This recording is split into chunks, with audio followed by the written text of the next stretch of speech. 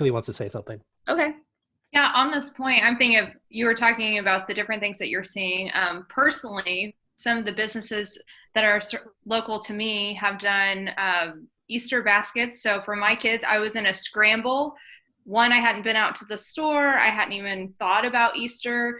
And so I had no Easter baskets together. And our local toy store was able to put those together. And they Yeah. were, letting people know that on Facebook. And by seeing that post, I was prompted to, oh, I completely forgot about Easter baskets. Yeah. That was really helpful. The other thing too, you talked about losing that social interaction, especially for older people in a community. So we had a local flower farmer that was putting together care packages for anyone, but really targeting the elderly population. So I was able to send some right to their doorstep, and they were following those safety procedures. So Right. having the glove, make sure it was contactless, and dropping it off on the porch. So that was something. Those are two examples that I've had of ways that local businesses were innovating and ways that spoke to me as a consumer. Yeah. And another example of that. So we have a lot of people want to show their thanks and gratitude to frontline workers, especially in the healthcare industry.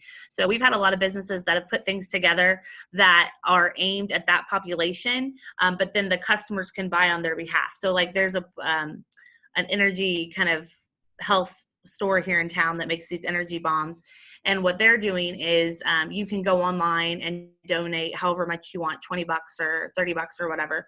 And then once they've collected those funds, then they go and deliver those like energy bombs to the healthcare workers in the community. So they've come up with something. They're not trying to sell direct to the healthcare professionals or to the customer, but they're offering a way that the customer can then purchase their product and deliver and show their gratitude to the healthcare worker. So we've seen a lot of that too. So my point in all this is, one, you may have to rethink your business in general when you're going online during this time. You may want to offer different things. You might kind of rethink everything you do at this point in time before you go and start selling online. So a quick example, I thought this was a great example. So this was a farm sanctuary, so actually a nonprofit.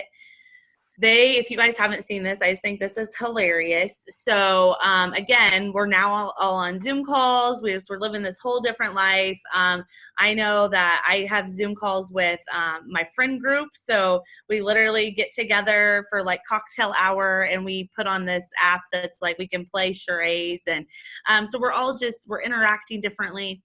So they have goats and llamas, and you can actually sign up to have a goat or a llama attend your Zoom meeting.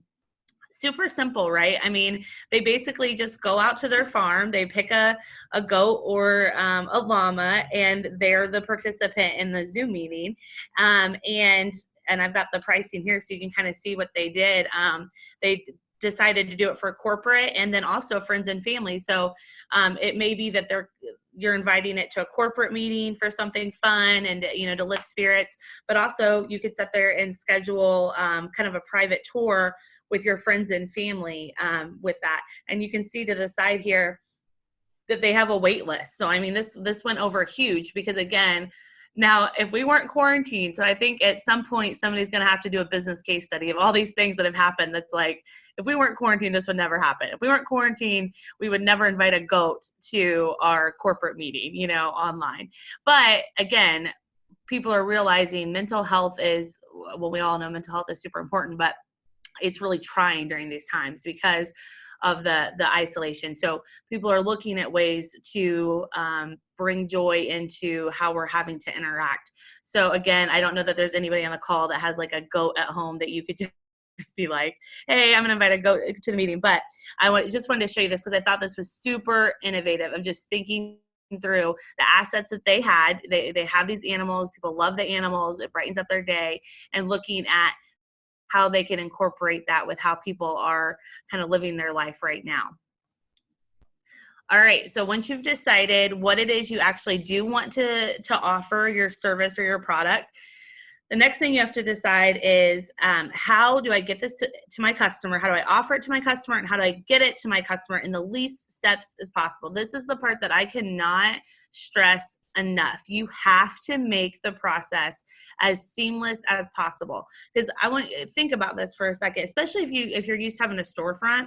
So you have somebody come into your store, they're looking at an item, you are able to sit there and you're able to engage with them. You have their one-on-one attention. You're able to explain the item to them.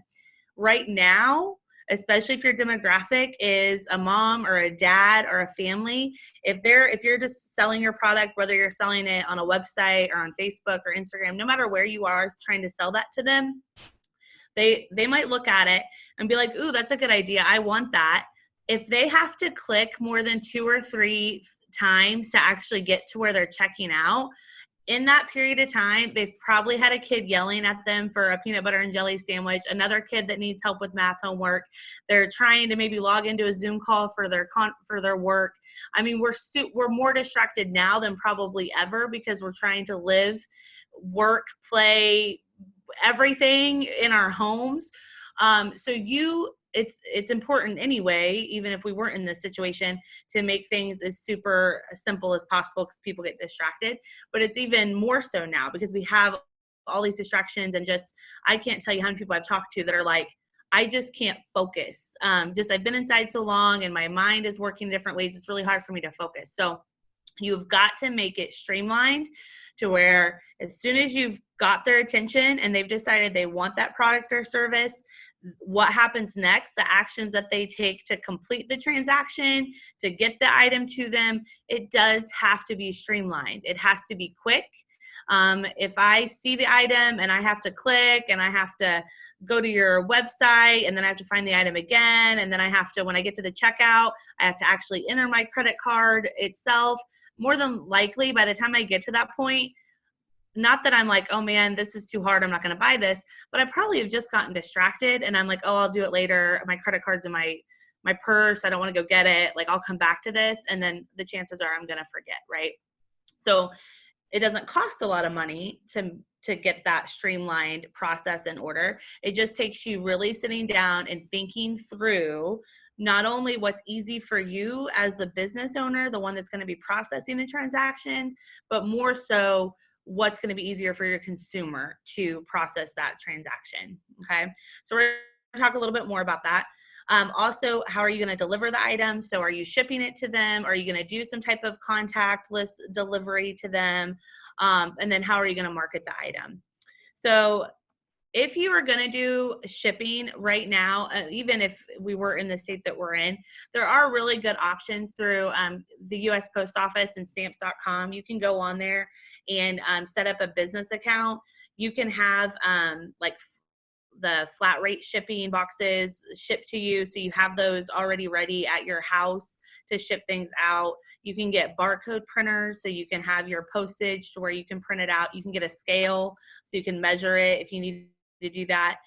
But people don't like to pay for shipping. That's the other thing. If you decide that you have a product that you're going to ship out, you need to figure out what that cost is ahead of time.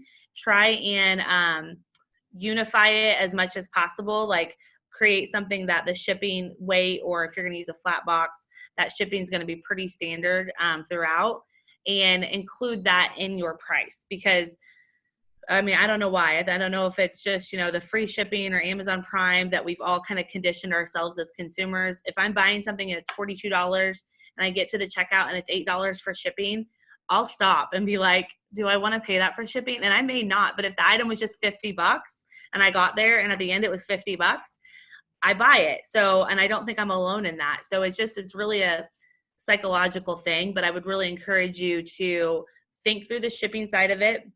Try and figure out if you can find a way that it doesn't matter where it's shipped domestically, it's going to be a similar price, and then include that into the cost of your overall product. And again, the easiest way to do that is with the flat rate shipping boxes. But these are 2 great resources for you to go to, set up a business account, and try and pre-plan that shipping before you even get started. But if you have a product that you don't have to ship and you can do some type of contactless delivery and deliver in your town, then that's great too. And then that even opens up a little bit more of an option for you to do something kind of fun with it. I have a dentist I don't even know. This wasn't really a sales thing. This was more relationship, just trying to grow our relationship during this time. So my kid's dentist office, I had a knock on the door the other day, and I go outside and I just had like a big basket. It was like a quarantine, keep your kids occupied basket kind of thing. And it had a bunch of snacks and everything in it. And the lady knocked on the door. She went to her car so that we weren't next to each other, but she waited until she saw me come out, and then she kind of yelled from the car, waved, "Hope your kids are doing great. It's dentistry just for kids. We just wanted to brighten up your day." So if you're able to do drop off in your local community, that might be something for you to think about. But decide how you're going to do it. Are you going to ship it, or are you going to drop it off to them? But have that kind of pre-planned so it's seamless, getting that out to your customers.